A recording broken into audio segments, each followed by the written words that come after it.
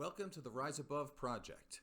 I'm your host, Joe Perroni. I am a licensed marriage and family therapist, champion bodybuilder, and I've been a personal trainer for about 30 years. This podcast is about helping people with their emotional, spiritual, and physical fitness. I value strength, toughness, and truth. I despise complacency, the victim mentality, and following the herd. If you find my work to be valuable, please subscribe to my channel and tell a friend.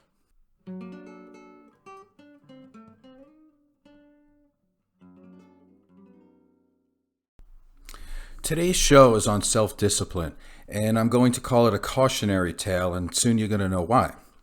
So throughout my business and competitive bodybuilding careers, one question keeps popping up all the time. Many clients, they make comments to me about my self-discipline, and they want to know where I got it from, and they want to know if it's a learnable skill. So I thought today it would be a good topic for a show.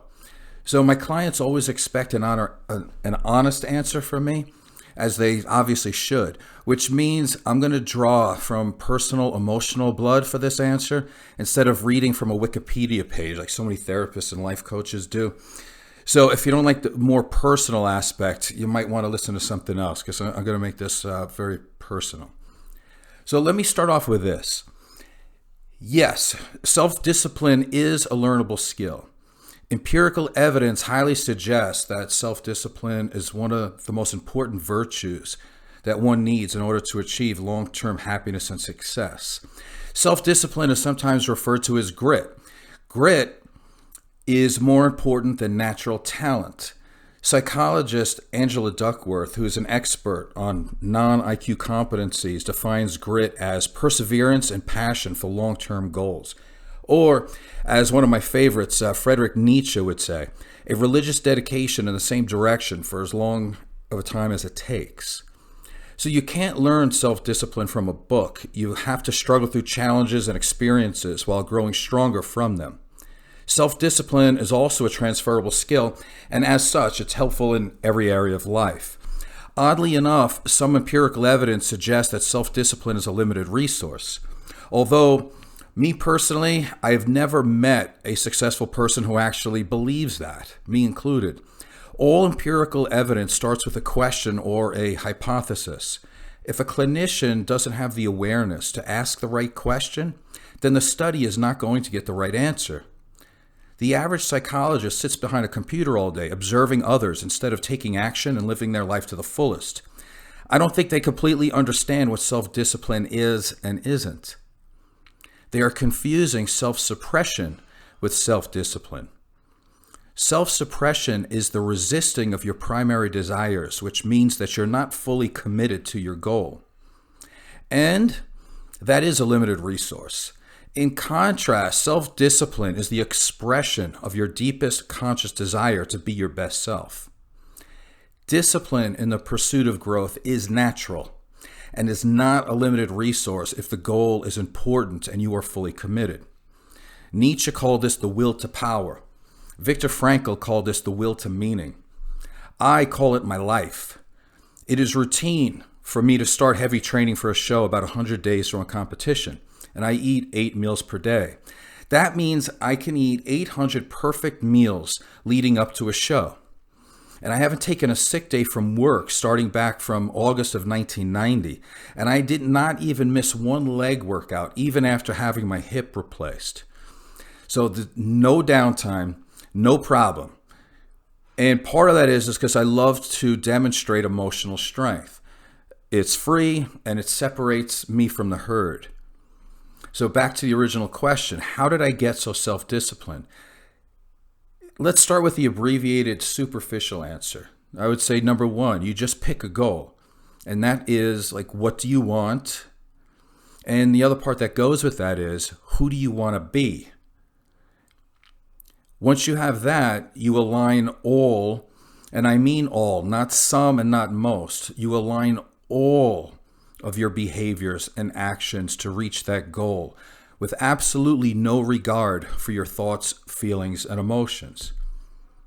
It sounds really simple, but it's definitely not easy.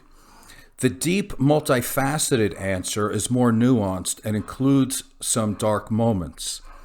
Actually, as I'm thinking about this, I'm not so sure I should get any credit for being self-disciplined. Because for me, it started out as a survival technique, and I don't think I actually had a choice.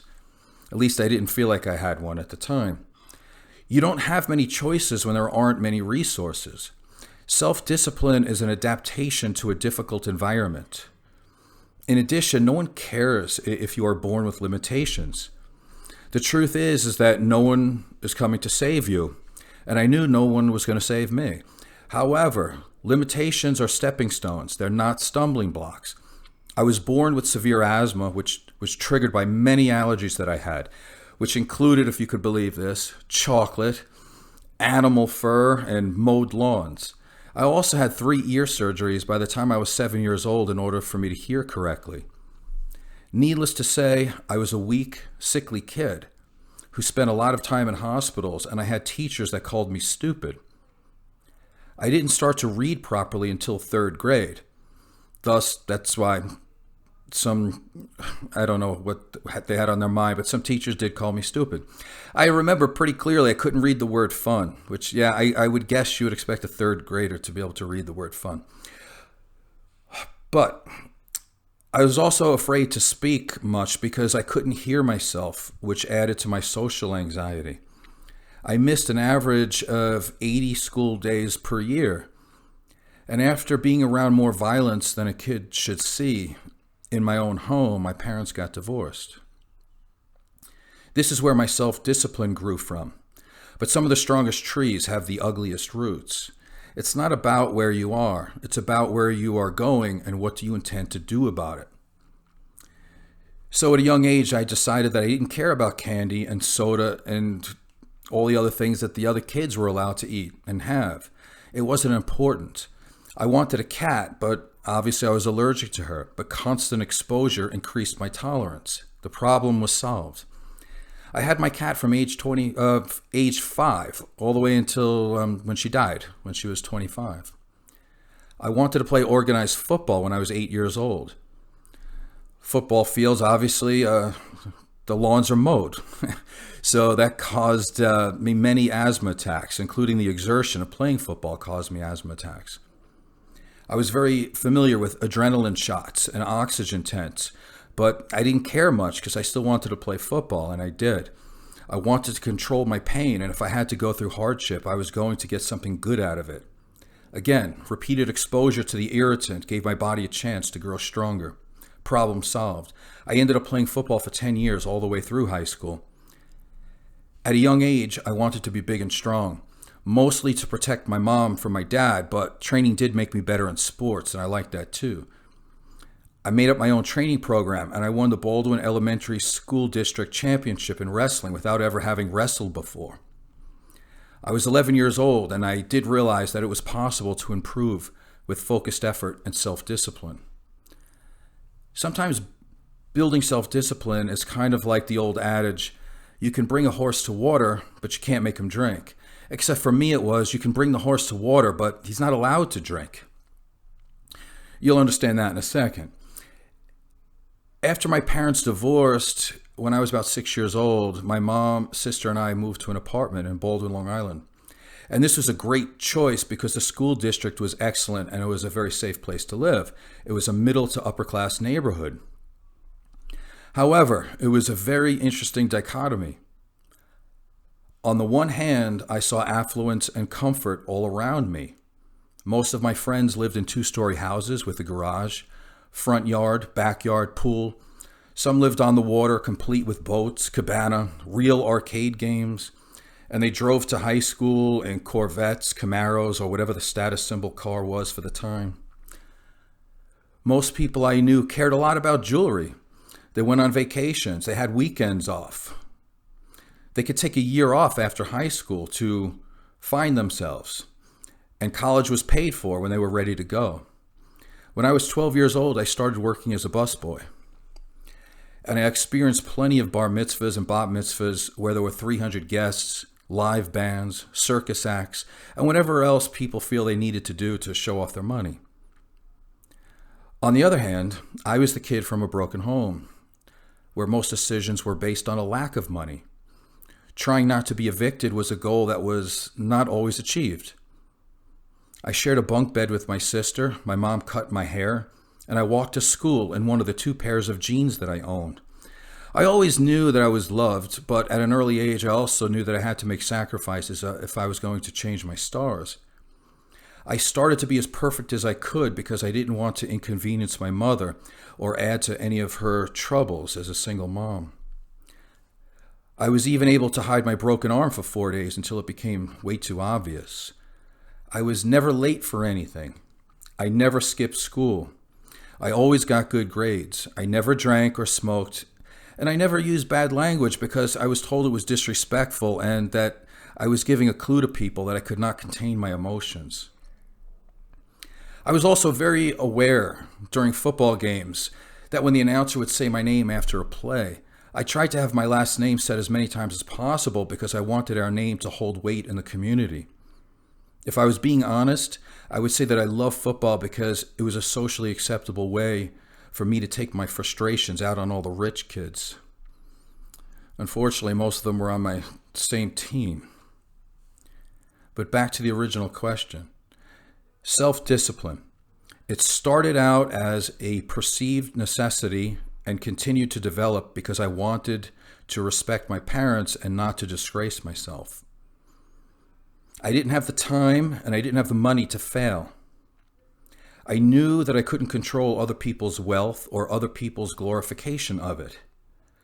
I controlled what I could, which included reading books, building my body, listening to music, and being oblivious to pain, and developing emotional strength. Validating and trust of the self is important. Having the inner defiance to move in the opposite direction of the herd when needed is also important. For example, I never drank or smoked, but I regularly hung around people who did. Oftentimes, I would go to a local diner with friends because I wanted the social interaction, but I watched everyone eat because I didn't have enough money.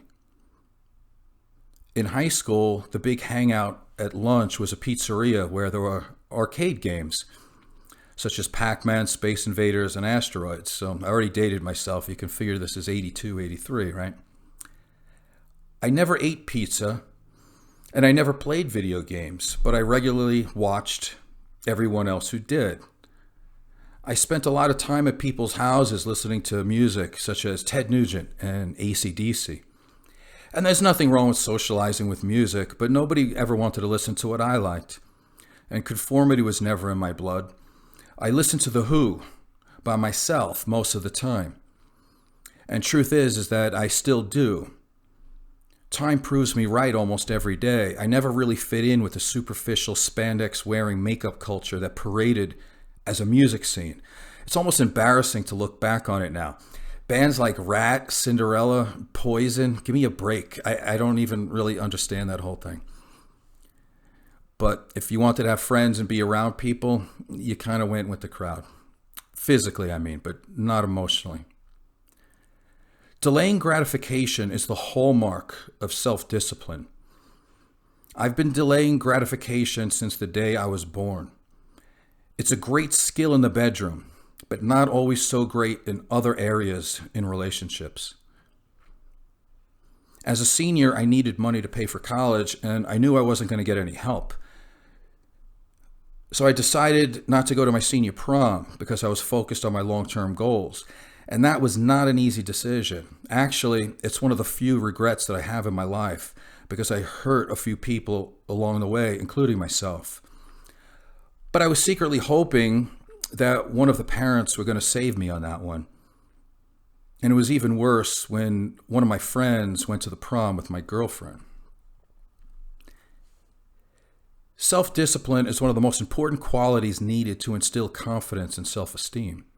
My story of self-discipline is a cautionary tale because it was an adaptation to an environment where I rarely felt safe, secure, or validated. My childhood environment was filled with overstressed, jealous, and mostly unconscious people. Empirical evidence suggests that up to 95% of a person's success or failure is dependent on the people we spend the most time with. So other than my girlfriend, I chose to mostly be with the person I trusted the most, which is myself. And I ended up being the black sheep of my family. I was labeled as selfish, self-centered, a miser, conceited, cheap, and the list goes on. I remember them all. In truth, I had disciplined myself to achieve success in an environment that was not conducive to success. Self-discipline is the ability to show up every day and live your life to your highest standard without having any expectation that someone is going to help or even notice you. In no way do I believe that self-discipline needs to be cultivated in a harsh environment. All that is needed is the awareness of what your ultimate goal is. Then it's a matter of accepting certain behaviors and discarding others based on that one goal. As you become more dedicated to your goal, the less likely you will consider deviating and detouring from it. So this is my challenge for everybody out there today. Identify and implement one behavior that you are willing to add or subtract from your life. Start with just one. And then let me know how it changes your life in the comment section, or you can email me, because I'll be interested in seeing how it goes. So my name is Joe Perroni, and I'm running the Rise Above project. Please subscribe and tell a friend. Thank you very much.